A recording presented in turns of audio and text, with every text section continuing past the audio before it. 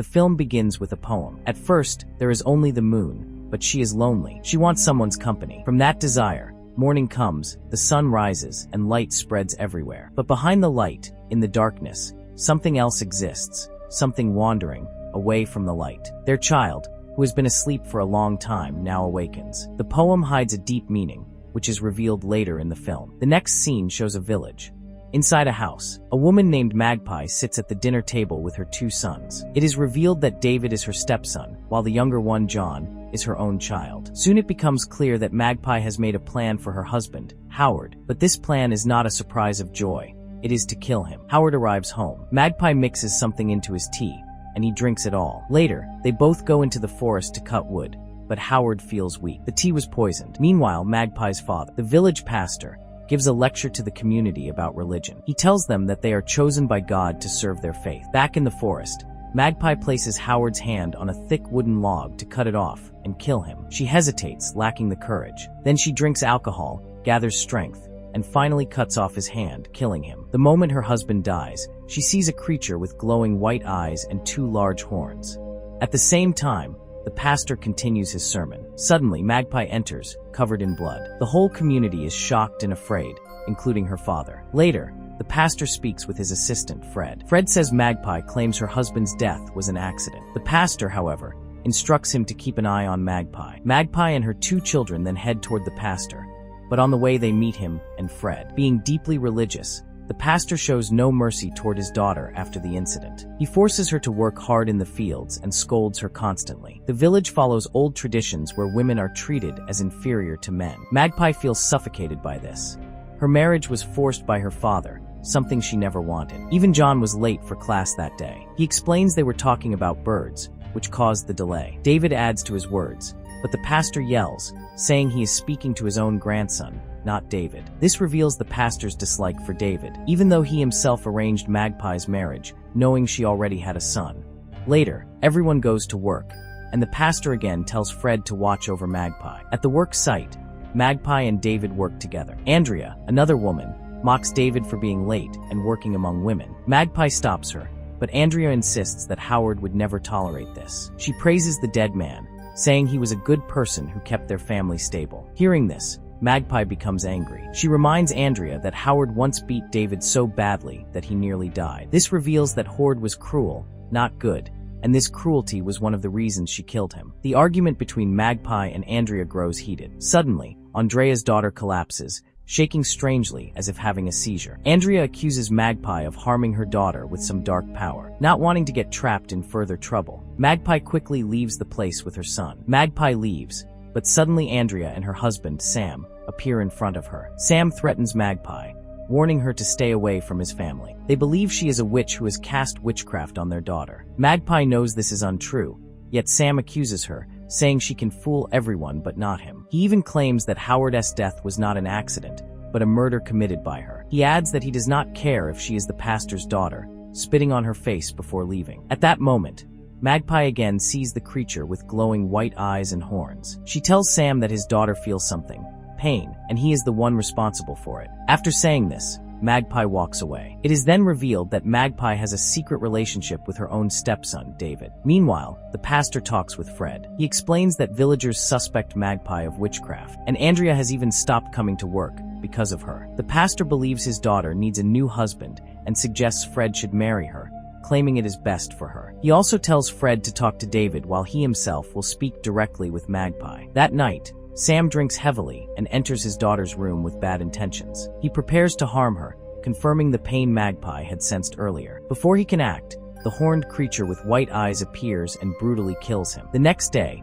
Andrea is furious, convinced that Magpie is behind her husband's death. She starts keeping a close watch on her. When Magpie carries wood through the forest, the pastor confronts her angrily for her quarrel with Andrea. Magpie answers that Andrea deserved what she said. Enraged, the pastor grabs her by the throat, warning her to remain quiet. Magpie reminds him that he forced her to marry a monster, destroying his own daughter's life without any thought. She tells him his days of being a god to the community are ending. Saying this, she leaves.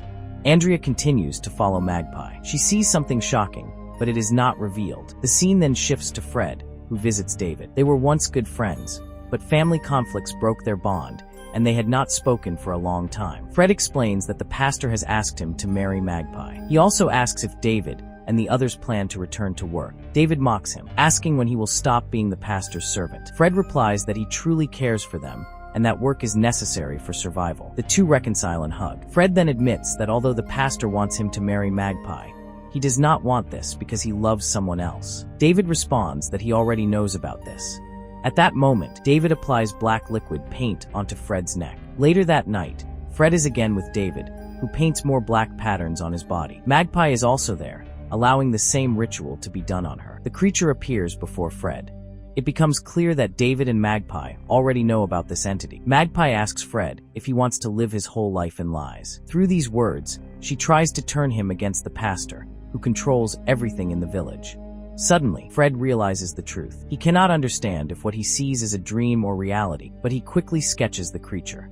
Meanwhile, Magpie is at work when some members of the community arrive. Magpie sees members of the community approaching and calls for David, but Andrea has already captured him. Andrea orders Magpie to come with them. They take her to a deserted place and prepare to hang her. At that moment, John brings the pastor to the scene, and he saves her life. The pastor slaps Andrea and asks what she is doing. Andrea replies that she is doing what should have been done long ago. She accuses Magpie of killing her husband and reveals that she followed Magpie the previous day. Andrea explains that while following her, she saw Magpie with the creature. Magpie appeared completely under its control, applying the black liquid paint that came from the creature's body onto herself. From this, it becomes clear that the black paint belongs to the creature. Andrea further claims that Magpie has grown very close to this entity. The pastor then asks Andrea what happened to her husband. Andrea reveals that when she entered her daughter's room, she saw her husband's body torn into two pieces.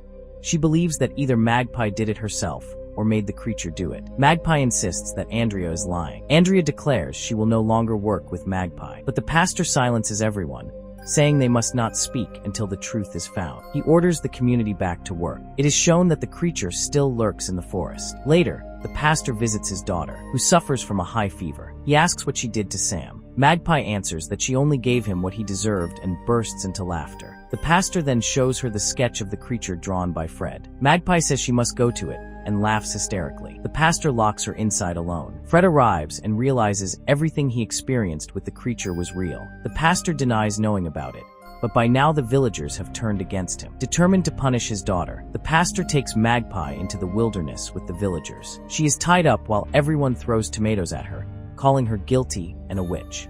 Only Andrea's daughter refuses to participate, as she knows Magpie acted rightly. The pastor arrives, silencing the crowd. He prays, declaring that his own daughter has fallen into the devil's trap and is turning into a demon. He accuses both Magpie and David of being agents of darkness. Since Magpie killed Sam, he announces that she must be punished. He instructs the villagers to leave her tied there, saying God himself will deliver the final judgment. Meanwhile, the creature appears, releasing black liquid at a terrifying speed. The liquid spreads across the entire village, symbolizing that darkness is covering everything. It also becomes clear that the cruelty of the villagers is no less than the darkness itself. Andrea then speaks to her daughter, admitting that Sam deserved his fate, because he had evil intentions toward his own child. At the same time, Fred visits David, who is being held captive. He tells David that Magpie is waiting for him in the forest, and has sent him to bring him there. Believing him, David follows. But once inside the forest, David realizes Fred lied to him, because everything is part of the pastor's plan. The pastor calls David only to learn more about the creature. But David laughs madly, already under the creature's control. Andrea is also there, and the pastor asks where she saw the creature. She points to the same place.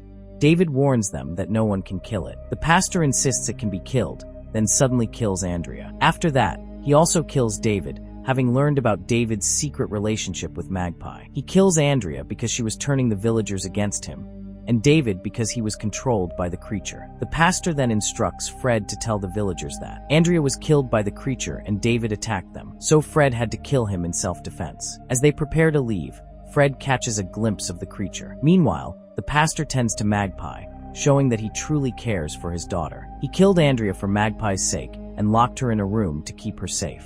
When Magpie wakes up, she finds herself alone inside. Suddenly, she sees David, injured and asking for help, though he is already dead. This means he wants to show her something. She asks Fred about David, but he refuses to answer and instead demands to know what she did to him. Since the day she and David covered him with the black liquid, he has felt strange, haunted by visions of the monster. Even the land feels poison to him. The black liquid spreading through the village soil is revealed to be destroying it, as the creature's goal is to wipe everything out. The villagers, blinded by religion, have already lost their humanity. Darkness has consumed their minds, and even Magpie can no longer tell right from wrong. Without evidence, she kills people, unable to resist the evil influence. Fred finally admits that he had no choice and killed David. Magpie refuses to believe this. Fred confesses that he feels his life will not last long, questioning why he is still alive when he too has been touched by the creature's corruption. Magpie pushes him away and again sees David, who leads her toward his dead body. A board lies over the corpse. Seeing this, Magpie breaks down, apologizing for failing to save him. This was David's purpose, to guide her to his remains with the help of the creature's power. Fred searches for Magpie, but finds her with the creature. She approaches him, now filled with the creature's black liquid, and slits his throat. The pastor witnesses this. With no other choice, he attacks Magpie, pushing her down. But then the creature kills the pastor instead. Magpie laughs, showing that the pastor was no better. He too abused and oppressed people, just as the entire community was corrupted by evil. The creature is born out of this darkness, and because of it, it kills all who commit evil. Magpie and David have already joined it. The story ends with the same poem from the beginning. At first, there was only the moon, but she was lonely and longed for company. From this desire came the morning, the sun and light. Yet behind the light, there was also darkness, something wandering, far from the sun. A child of darkness, long asleep, now awakened. This child represents Magpie herself. She begins alone, with a father who is not a good man. His old traditions oppress daughters, wives, and sisters. This corruption in the community manifests as darkness. Later, the sun enters her life when her father forces her into marriage with an older man. But he too is cruel, not a true son. The real son is David, with whom she falls in love. Yet because of her husband's abuse, she accepts the darkness and encounters the creature. Together, she and David embrace the darkness, dedicating their lives to it, believing it is the only escape from their suffering, whether right or wrong. The awakening mentioned in the poem refers to the creature, which now rises. It destroys all who do evil, while Magpie and David, as its companions, gain control over the village. The film's story ends here.